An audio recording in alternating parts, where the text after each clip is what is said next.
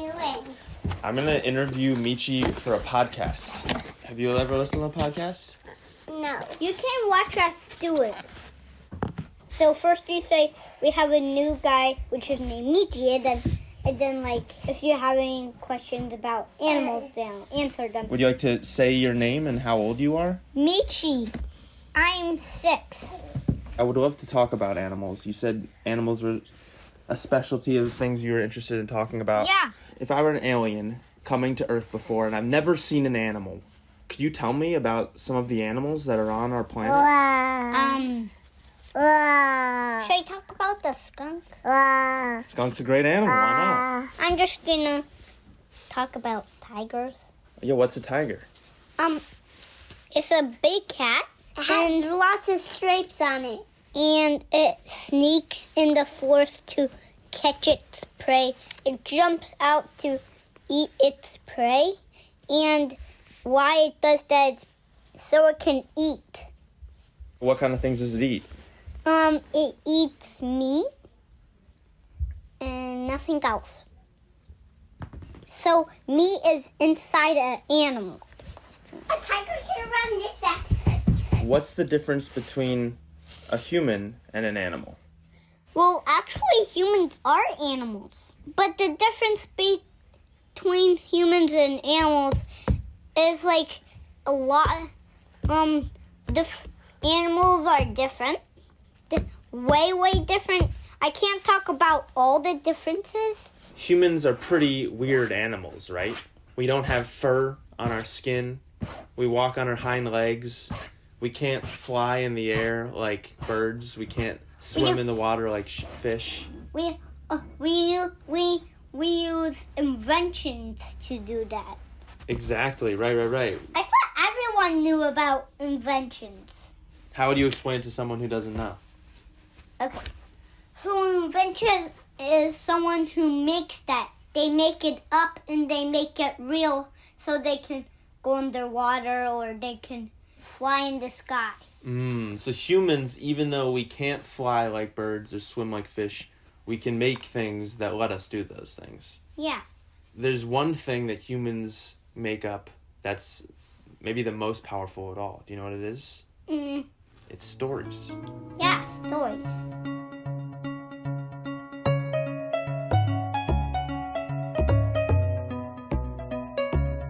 Welcome to episode 3 of Human Nature Odyssey, a podcast exploring how the stories humans tell shape the world. I'm Alex Leff.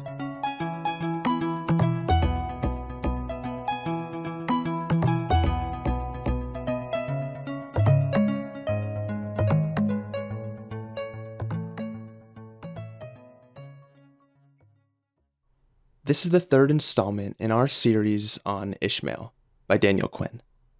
First, a quick recap. In the last episode, we learned that Ishmael is a telepathic gorilla who was raised in captivity and observed humanity through the bars of his cage. Once Ishmael was freed, he set up shop in an unobtrusive office building and put out an ad seeking pupils with an earnest desire to save the world. The book's narrator visits Ishmael, and they begin having some pretty heady conversations about humanity, mythology, and civilization. Our narrator learns that Ishmael believes that the world's dominant culture is not unlike a caged animal in a zoo, that we too are captives. And as Ishmael proposes, the thing holding us captive, the bars of our metaphorical cage, is a story. And this story has led to disastrous results. In today's episode, we're going to find the story holding us captive. And then, by the end of the Ishmael series, we'll have begun to tell a new one. Before we get any farther, I want to make sure I'm covering all my bases here, speaking to the many age demographics with us today. We started the episode with Michi, representing the kindergarten demographic. But let me just take a moment to talk specifically with a group of people I haven't given much attention to so far.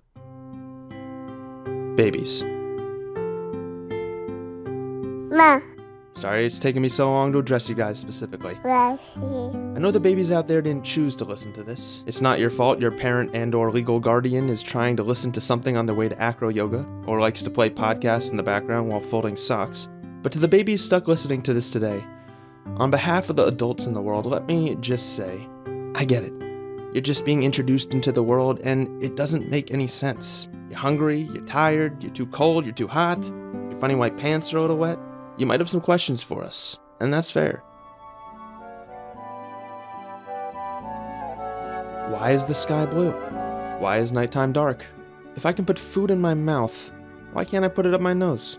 Why don't adults wear diapers? Did they just pee in their pants? All perfectly reasonable questions, but just know, the answer to your questions might change depending on what culture you're raised in. What's culture? Good question. There's lots of different ways to define culture. The book I've been talking about, this book called Ishmael, defines culture as, quote, a people who enact a shared story. Oh, what does it mean to enact a story? Well, it means to act out a story in real life. Now, a culture doesn't act out just any story, only a very special, important kind of story. A mythology. A mythology is a story that has to do with really big, important things like humanity, the whole world, and the gods. Pretty soon, and it's probably already started, you'll begin to learn our culture's mythology. Now, the funny thing is, no one tells you, this is our mythology. In fact, cultures don't usually think of their mythology as a mythology. They just think of it as the truth. Also, no one's gonna sit you down and tell you the story all at once. It doesn't work like that. Your parents will probably give you some answers. Maybe you'll pick some stuff up off an episode of SpongeBob, glean some wisdom here and there from the Cat in the Hat, but our culture's mythology is kind of subtle. It's the background. And the reason why you won't hear the whole story out loud is because the things we tend to all agree on are the things that get taken for granted. And when things are taken for granted, they rarely have to be mentioned out loud. You'll probably notice that some of the smaller details and versions of the story may be a bit different depending who you talk to. For example, your mom might let you wear shoes in the house, and your friend's mom might be a no shoes wearing hippie. But ultimately, they both think we're supposed to live in a house. In fact, because they both agree about this, you'll probably never hear them have to say we're supposed to live in a house. It'll just be the assumption. So then later, you find out that you live in something called a country. And in your country, people think it's good to drive on a certain side of the road. One day, you might go to another country and find that people there believe, no, the other side of the road, now that's the side to drive on. Again, these differences, ultimately, they're trivial. What they both agree on, and therefore don't talk about, is that we've got to be driving, and it's got to be on a road. But the really big story, the mythology that our culture tells, isn't really about wearing shoes in the house or driving on one side of the road. It's about something much larger than that. Something called civilization. Did this make any sense? Yeah. Okay, well, I'm gonna go back to talking with the older people, but hey, you're doing great. Keep doing your baby thing. I'm rooting for you. You're people. Okay, hey guys. I'm back. We were just talking about baby stuff. It's all things you already know. So I first read Ishmael when I was 14. And when I got to the part where Ishmael tells the narrator that civilization is a story our culture acts out, I immediately understood, oh, it's an imaginary game. Man, I love the imaginary games. Catch me on the playground at Cheltenham Elementary, I would have been totally immersed in a Pokemon battle on the swing set with Mitchell and Elliott. But by the time I hit middle school, I started feeling embarrassed about playing imaginary games. It didn't seem like a very grown-up thing to do. Don't get me wrong, I still totally did secretly in my basement, even all through high school. Like, for example, I made up this country, Lafonia, which was founded in the year 2000 after a decade-long conflict with France over a new piece of land that just formed thanks to volcanic eruptions in the Indian Ocean west of Australia. I would be in that world for hours. Lafonia's founding father and first elected president was also named Alex Leff. Anyway, but by 14, when I was first reading Ishmael, I already had way less time for imaginary games than I used to. I was too busy going to school, being taught by teachers who tell us all about the real world they were preparing us for. Oh, just wait until you get to the real world. Did they say that to you? I always thought that was weird, because like, Mr. Huggins, Aren't you here in school with us all day? If this isn't the real world, what are you doing? So when Ishmael talked about enacting a story, it made total sense to me that this real world I was supposedly being prepared for was some kind of imaginary game for grown-ups. Instead of Pokemon and Star Wars, it was homework and grades, and then eventually it would be jobs and paychecks, bureaucracies and nation-states. It's all the acting out of a really weird, incredibly elaborate, and often boring imaginary game, yet the consequences are very real and the stakes are very high. And it wasn't just my suburban town of Cheltenham that was part of this game, it was being enacted worldwide by a dominant culture that Ishmael calls the Takers. In Ishmael, the Takers are the ones who are acting out the story that's destroying the world. And this isn't some kind of cult or special group, this is a very broad category. At this point in history, most of the world has been roped into the dominant culture of the Takers. In the next episode, we're going to really explore who Ishmael considers part of this huge group, but chances are, if you're listening to this, you live in what Ishmael would call Taker civilization. And the story the Takers act out, the story that holds us captive, is Taker mythology.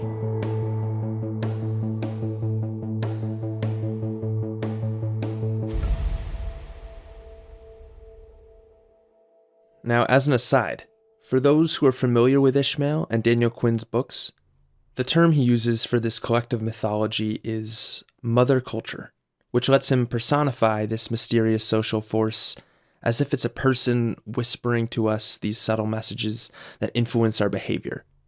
I find the gendered language of mother culture unnecessary, so instead I'll be using the term Taker mythology, which I think is more precise anyway. Okay, so as I was trying to explain to our baby listeners, you'll never really hear the mythology spoken out loud. It exists subtly in bits and pieces. Yeah.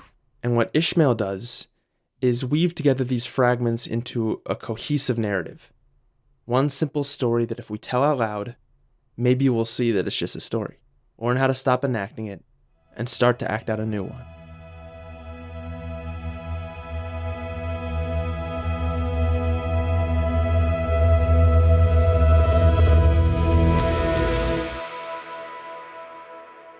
According to Ishmael, Taker mythology, like all good mythologies, begins with a creation myth. There are many versions of our culture's creation myth. One of the most well-known is a very ancient story, passed down orally for countless generations, before being transcribed into what is now known as the first book of the Bible, the Book of Genesis. You know this story. It's the story of how God created the world. First God said, "Let there be light," separated the heavens from the earth, made the oceans, blah blah blah. Over a few days made plant-yielding seeds of every kind, yada yada, and then every creeping thing that creepeth upon the earth. And then finally, bada bing, bada boom, God created humankind in God's image. And God told Adam and Eve, and I quote, to go fill the earth and subdue it, and have dominion over the fish of the sea, and over the birds of the air, and over every living thing that moves upon the earth. Wow. So, what's the moral of this biblical creation story? What's it telling us about our place in the world? Because it's not like God created jellyfish last and told jellyfish to have dominion over the earth. I'm kind of getting the vibe that the world was made for us. This is the premise of Taker mythology, the fundamental assumption, according to Ishmael, that our entire culture is based on, that the world was made for us. And if the world was made for us, then that would mean Adam and Eve and all their descendants would be within their right to go around treating the world like it was made for us, damming the world's rivers, plowing its fields, filling its swamps, clearing its forests. And here's the thing. Even if this is not a story you believe literally, even if you don't think God really spoke to Adam and Eve telling them they had dominion over the earth, the mythological imprint is still there. And not just in Abrahamic religions, the Judeo-Christian Islamic world, or even the religious world in general. In fact, the same message, the core of the Taker creation myth, can be conveyed even without any religious language. You can call humans the dominant species, or the most evolved form of consciousness. Either way, it's conveying that humans are the pinnacle of creation. All of life was leading to us, which is not actually what science says. It's our mythology speaking in scientific language. There's a quote by the author and conservationist Aldo Leopold that I think speaks to this well. Writing in 1949, Leopold wrote, "It is a century now since Darwin gave us the first glimpse of the origin of species. We know now what was unknown to all the preceding caravan of generations, that man is only fellow voyagers with other creatures in the odyssey of evolution. This new knowledge should have given us, by this time, a sense of kinship with fellow creatures, a wish to live and let live, a sense of wonder over the magnitude and duration of the biotic enterprise." What Aldo Leopold is saying is that even though most of us understand we weren't created separately, but evolved with the rest of life, it seems our old relationship with the world has been maintained. Even if we understand we're one of many creatures on this earth, we still act as if we're the ones made in God's image. The confusing world I was growing up in, the world of suburbs and cities, and the looming development of Ashbourne Country Club, started to make a bit more sense to me. At least I could start to see why we were acting this way. As I went about my day, I could see the evidence of our taker culture acting like the world belongs to us. It was playing out not just in large-scale epic ways like the blasting away of million-year-old mountaintops for an energy source that gets used up in just one human lifetime, but all the way down to even the most mundane things. Here's an example, not from Ishmael, but from me, of the story, "The World Belongs to Us," being acted out. Have you ever gone to some big-ass store, let's say Home Depot, to do your Sunday shopping? You can come with me and my dad while he looks for the right tools to fix our gutter. As we complete the trek from our car across the once forest, now barren asphalt parking lot, you'll notice the big-ass sign welcoming you to Home Depot. The giant letters tower over us like ancient monuments, and in the crevices of each massive letter, you notice something. Despite the welcoming message of the word home, there are metal spikes, like the barbed wire stopping the encroachment of enemy lines. But these are little metal spikes for very little enemies. These metal spikes go by different names, like bird deterrent spikes or anti-bird nails. And on Amazon, they advertise that these spikes will let you repel flying pests or make any area a landing-free zone. That's right, not only the bird's habitat was cleared for the parking lot and accompanying building, but even the letters of the freaking sign are lined with steel spikes to make sure that no bird could dare make the sign that says home be their home. And it's not just the signs on buildings, it's on the roofs of parking lots, the sides of bridges, the tops of stadium lights. But what about the birds? Where can they make a nest? Ask someone who gives a shit. The world was made for us.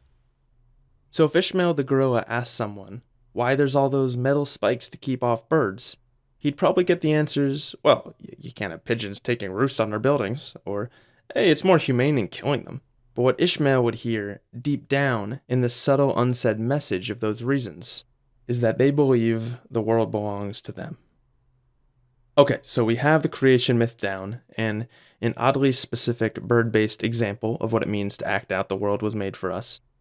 That's just the prologue of Taker mythology. That's the opening credits. The movie's just getting started. Ishmael divides the rest of the story into 3 parts: the beginning, the middle, and the end. So let us continue with the beginning. Wait. Before we get into the real action, I need to introduce a special tool for us to use on our journey. This isn't from Ishmael. It's a gift from me.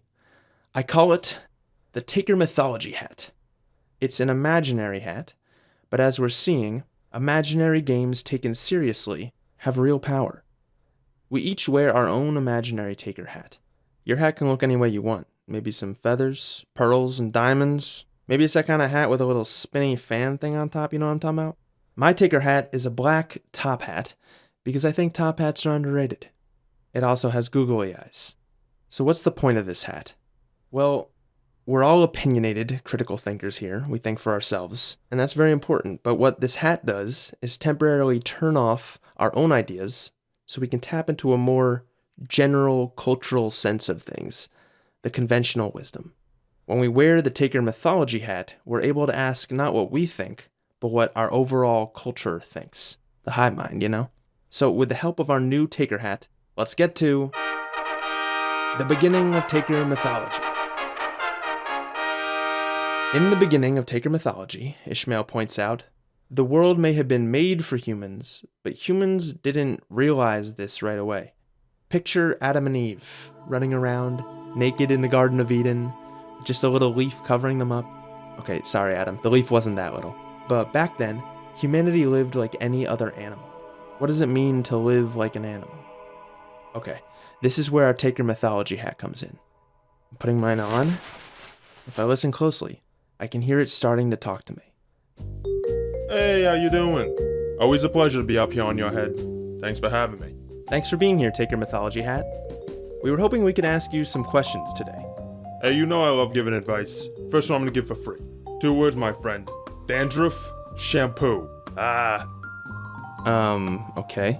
Thanks for that. Remember, we're not trying to argue with the Taker hat here. It's valuable information for us to just listen to what he says. For now. So, Taker Mythology hat. Yeah. I wanted to ask you, what's the general sense our culture has of what it means to live like an animal? What do you picture? Okay. To live like an animal. So is it like a Disney movie where all the woodland creatures spend their time dancing and singing with each other? Yeah, no, I'm not buying that. Life was terrible back then for you humans. You guys were barely scraping by. Ah, I see. I actually sent some of these hats to a few friends of mine as well, and asked them what their Taker hat tells them about what living like an animal was like back then. Okay, I'm going to put on my Taker Mythology hat here. My hat's telling me that when humans were living like animals, we were probably hiding a lot, and everything was out of our control. Yeah. My hat says we were just like wasting our time and didn't have tools, and just we weren't advancing. Okay, so my hat is saying that to live like an animal is to be constantly afraid. So do those other Taker hats sound right to you? Yeah, I mean, imagine a pack of wild wolves tearing you to shreds. The terror of becoming someone's meal at any moment. Every step you take could be your last. You ever heard that poem, Nature, Red in Tooth and Claw? You wouldn't like that tooth and claw, my friend. Yeah, it doesn't sound great. Well, thanks, Taker hat. You've disturbed me greatly. Anytime. Let me take you off for a minute. This reminds me of that old line that humanity's origins were nasty, brutish, and short. And when Thomas Hobbes, the English philosopher, wrote that line back during the Enlightenment, he wasn't saying anything that controversial. He was just articulating the general cultural viewpoint at that time, the 17th century European version of Taker Mythology. The full quote of the nasty, brutish, and short line is in Thomas Hobbes' book Leviathan, written in 1651. He's describing what life for humans was like back in the day, what he calls the state of nature. Here's the full quote. In such condition, the state of nature, there is no place for industry, because the fruit thereof is uncertain, and consequently no culture of the earth, no navigation, nor use of the commodities that may be imported by sea, no commodious building, no instruments of moving, and removing such things as require much force, no knowledge of the face of the earth, no account of time, no arts, no letters, no society, and which is worst of all, continual fear, and danger of violent death. And the life of man solitary, poor, nasty, brutish, and short. Where did Hobbes get this idea that this is what it's like to live as an animal in the state of nature? Sure, I mean, a beaver's not sitting down to write anyone a letter, but is it living in continual fear? And who are we to call it nasty? Was this idea coming from some pure place within the logic of Thomas Hobbes' mind? Or was he wearing his own Taker hat and regurgitating a bit of Taker mythology? The irony is, Leviathan was written during the European Enlightenment, when long-held religious beliefs were supposedly being challenged.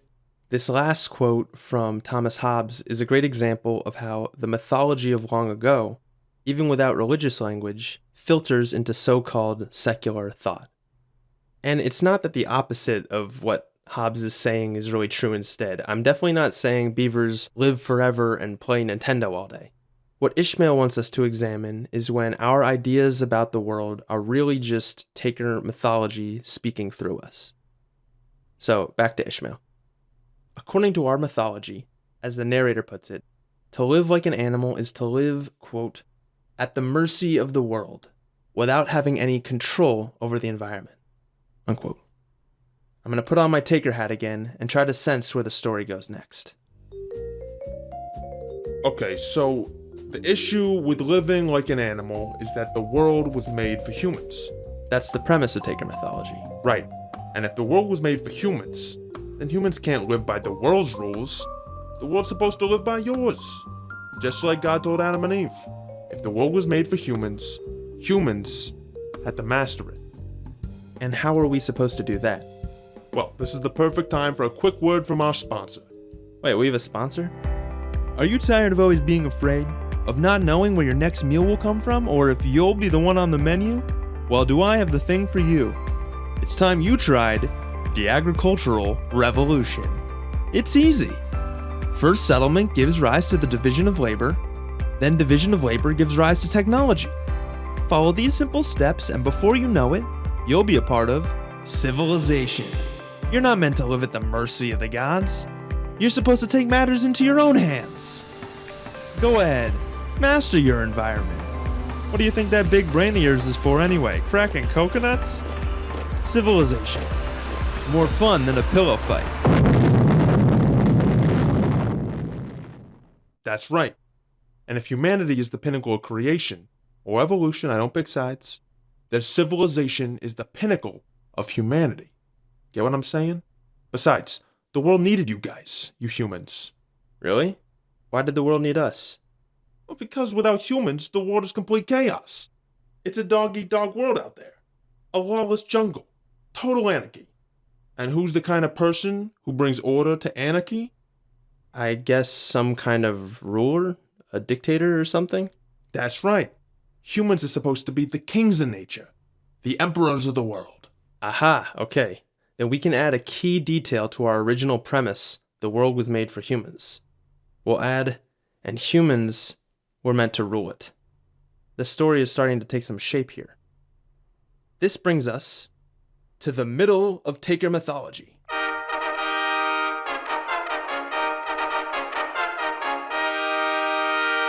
Oh, this is a good part. It gets exciting.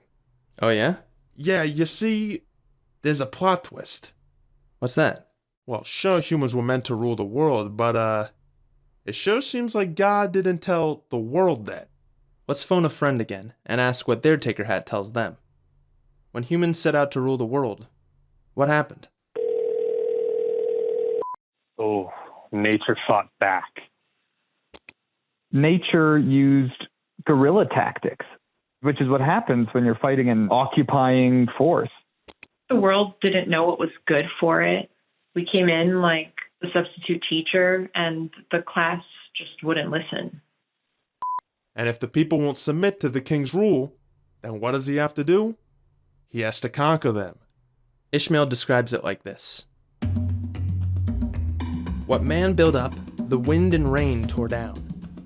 The fields he cleared for his crops and his villages, the jungle fought to reclaim. The seeds he sowed, the birds snatched away.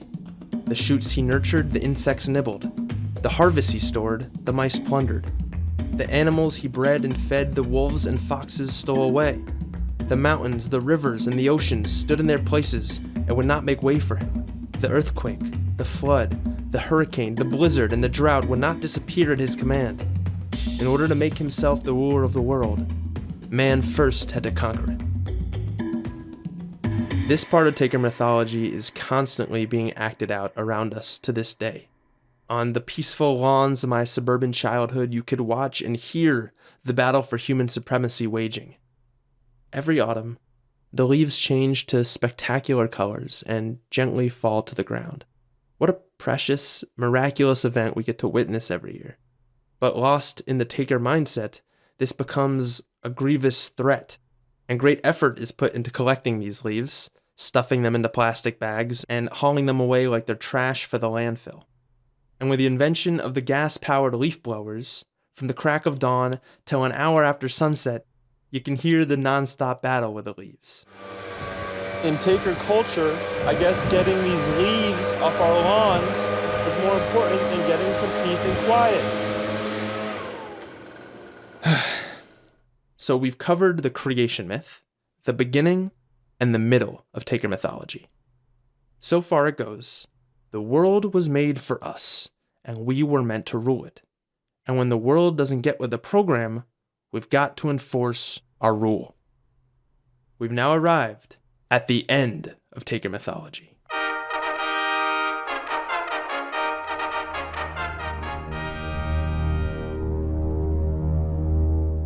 So, has humanity conquered the world yet? Have we done it? Did we win? No, we haven't yet. I mean, the world's even harder to control. The oceans are rising. Wildfires are worse. There are more floods. What's the problem here? Why haven't we conquered the world yet?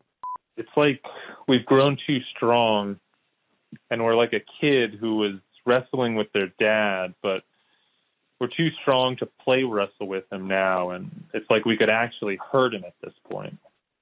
It turns out our domination of the world has also devastated the world. Oops.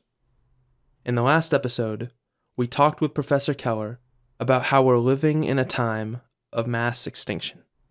And here's the strange thing.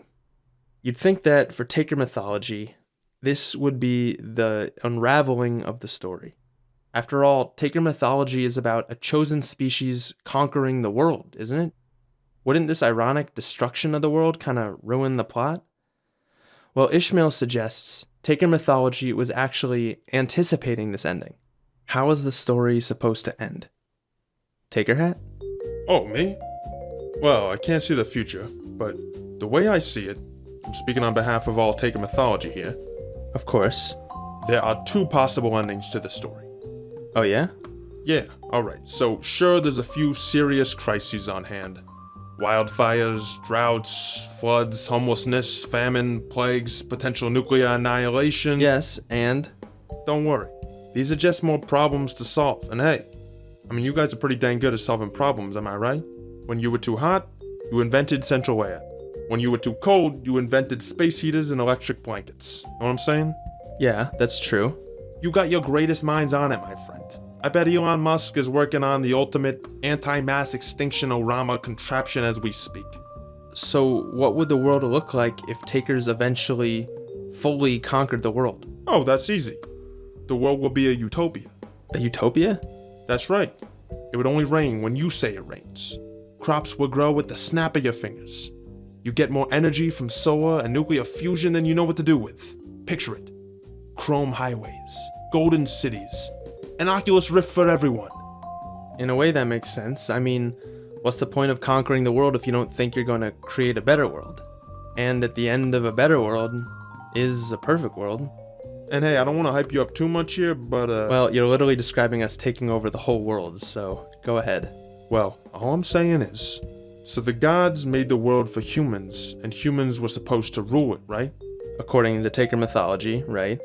Well, maybe humans are supposed to become gods themselves. Yeah, actually, I've heard the author Yuval Harari say a similar thing.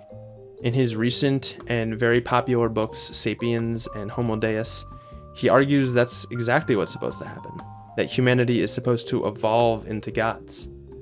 Ishmael would say that's the perfect articulation of the taker viewpoint.